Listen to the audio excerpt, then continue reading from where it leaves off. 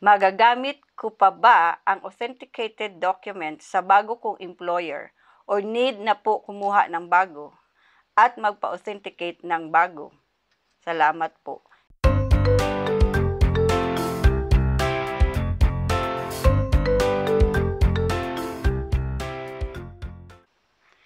Ang sitwasyon, meron na siyang authenticated documents from Chinese Embassy. It means good to go na siya. Pwede na siya mag second step. Pero, nagkaroon siya ng sitwasyon na yung previous siya na Chinese authenticated documents ay gagamitin niya sa bagong employer. Pwede ba? Ang tanong, hindi.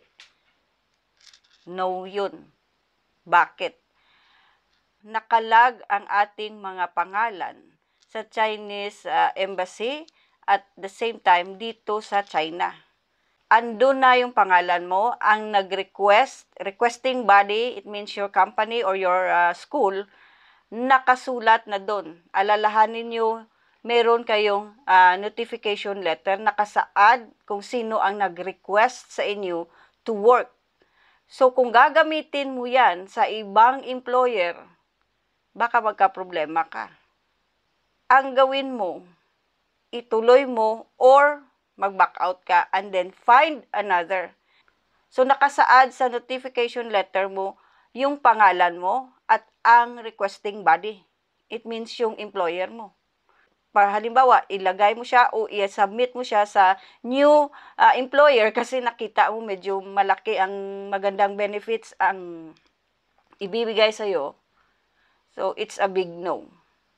Dito, ang sitwasyon, medyo strict na sila.